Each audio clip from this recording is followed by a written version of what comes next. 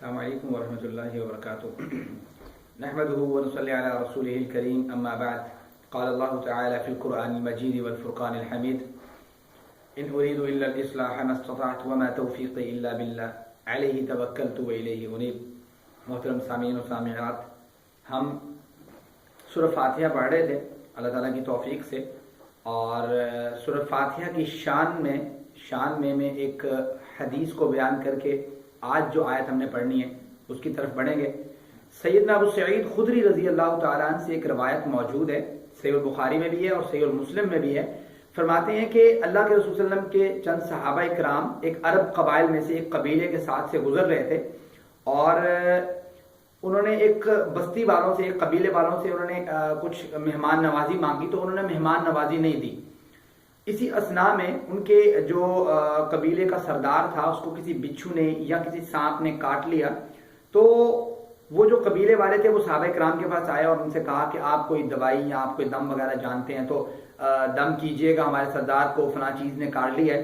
صحابہ کرام نے کہا دیکھو جی، آپ نے ہماری مہمان نوازی نہیں کی، سو اس لیے ہم جو ہے نا اس پہ اجرت لیں گے۔ انہوں نے کہا ٹھیک ہے۔ اجرت تقریباً 100 بکریاں طے ہوئی اور وہ اجرت لے لی گئی، اور ایک دوسرے سے صحابہ کرام نے یہ کہہ دیا کہ بھئی ہم اس کو ایسے نہیں کھائیں گے جبکہ اللہ کے رسول سے نہ پوچھ لیں کہ اس کی اجرت ٹھیک ہے یا نہیں ہے۔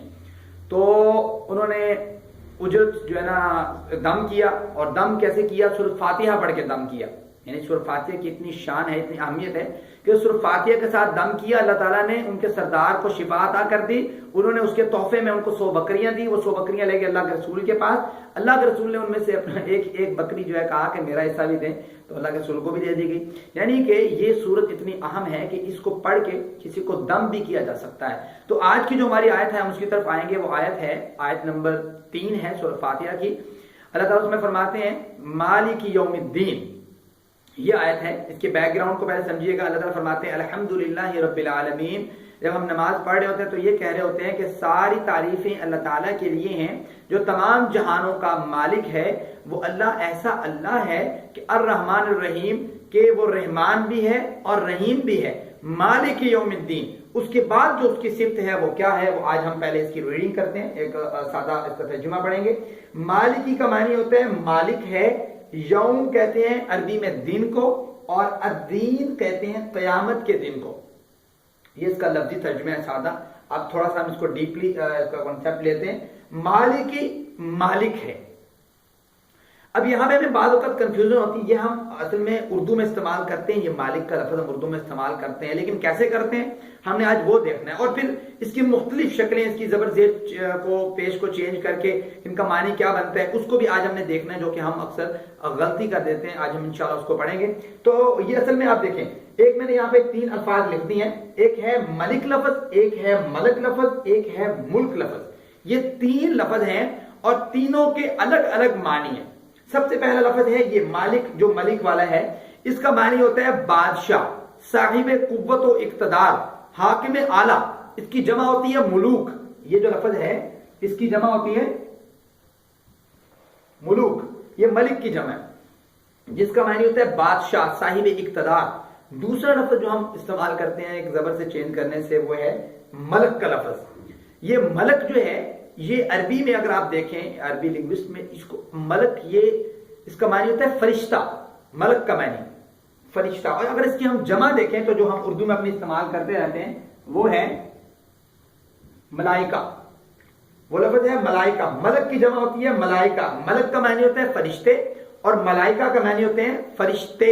ایک فرشتہ ملک اور بہت سے فرشتے ملائکہ، یہ بھی ہم اردو میں استعمال کرتے ہیں۔ اسی طرح ایک ہے لفظ ملک، یہ بھی ہم اردو میں استعمال کرتے ہیں۔ یہ میں زبردست چینج کر کے اس لیے بتانا چاہتا ہوں کہ یہاں پہ ہم دیکھیں کہ ان میں سے کون سا لفظ ہے اور کون سے لفظ کا کون سا معنی ہے، اور اچھی طرح ہمیں اس لفظ کی سمجھ آ جائے۔ تو یہ دیکھیے گا، ایک لفظ ہے ملک۔ ملک کیا ہوتا ہے؟ ملک ہوتا ہے بادشاہی یا حکومت۔ ہم کسے کہتے ہیں ملک؟ ہم کہتے ہیں تمام روئے زمین، یا زمین کے کچھ حصے کا جو کچھ حصہ جو ہوتا ہے اس کو ہم کہتے ہیں یہ ملک ہے۔ ٹھیک ہے، ہمارا ملک پاکستان ہے، فلاں کا ملک فلاں ملک ہے۔ مطلب ملک کا لوگ جب لفظ بولتے ہیں وہ کسی روئے زمین کے کسی قطعے کو، کسی ٹکڑے کو کہتے ہیں، یہ ہے ملک۔ یہ اصل میں ملک کا جو لفظ ہے یہ مالا کا یملک باب ضرب یضرب سے اسم مصدر ہے، اور یہ فعل کے وزن پہ ہے، ملکن۔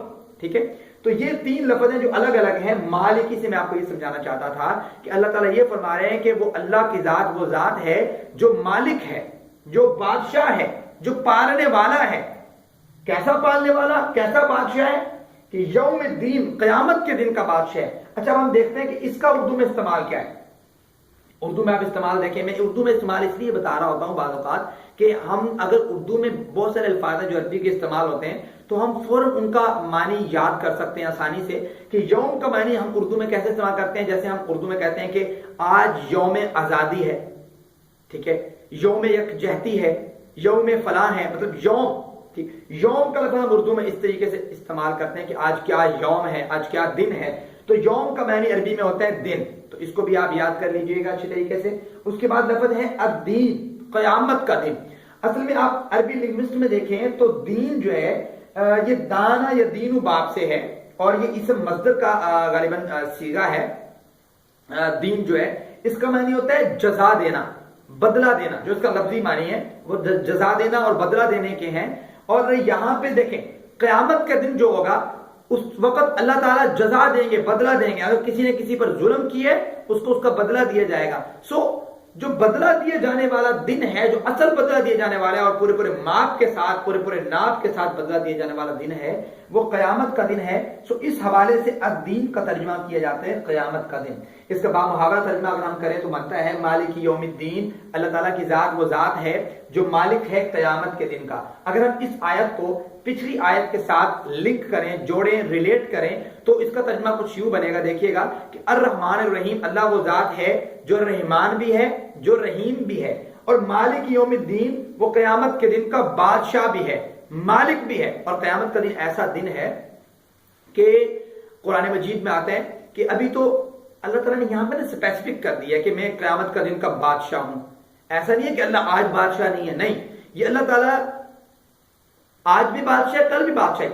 اس لحاظ سے کیسے کہ آج ایسا ہوتا ہے کہ کوئی چھوٹے سے قطعے کا جو ہے نا بن جاتا ہے سربراہ، اپنے آپ کو بادشاہ جو کہلاتا ہے، اس لحاظ سے ہوتا ہے.